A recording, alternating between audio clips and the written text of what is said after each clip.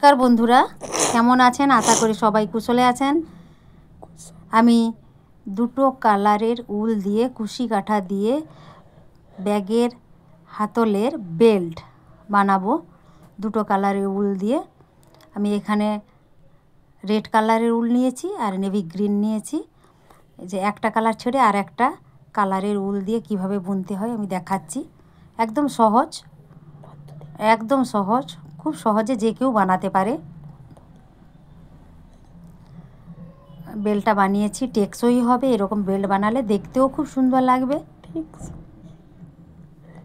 প্রথমে দুটো কালারের উল দিয়ে আমি একটা সিম্পল চেন বুনবো। প্রথমে দুটো কালারের এই উল দিয়ে প্রথমে দুটো নিয়ে আমি চেন বানালাম। এরপর একটা কালার ছেড়ে দেব, যে কোনো কালার একটা ছেড়ে দিলাম।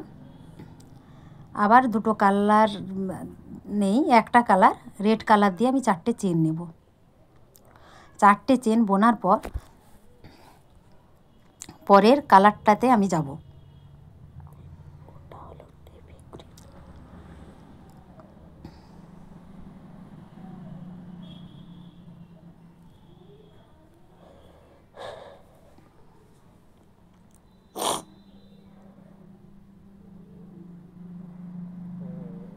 পরের কালার যাওয়ার জন্য আমি পরের নেভি গ্রিন দিয়ে আমি চারটে ঘর বুনবো।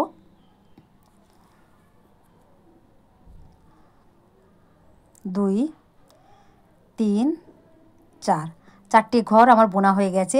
নেভি গ্রিনটাকে আমি ছেড়ে দিলাম, পরে রেড কালারটাকে আমি আবার ধরলাম। আমি এই চারটে ঘরই তিনটে ঘর ছেড়ে দিলাম রেড কালার দিয়ে। এক, দুই, তিন, চারটে কালার বোনা হয়ে গেছে রেড কালার দিয়ে। এবার রেড কালার ছেড়ে দেবো, আবার ছেড়ে দেবো, নেব আবার নেভি গ্রিন। তিনটে ঘর ছেড়ে দিলাম। প্রথমে একটা ঘর নিয়ে আবার নেভি গ্রিন দিয়ে এক, দুই, তিন, চার, চারটে ঘর বোনা হয়ে গেল।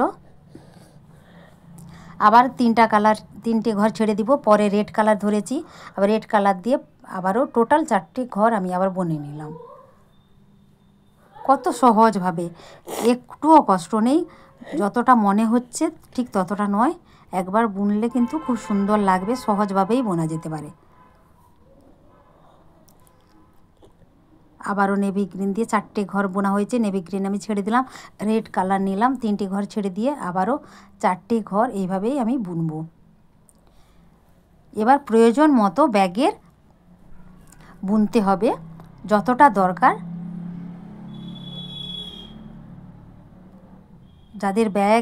যারা ব্যাগ বোনে নিশ্চয়ই অবশ্যই লাগবে তাদের ব্যাগের বেল্টগুলো।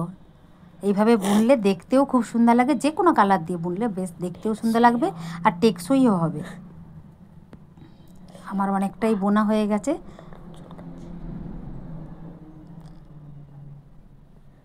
দেখতে খুব সুন্দর হয়েছে, একদম সহজ পদ্ধতিতে বোনা হয়েছে।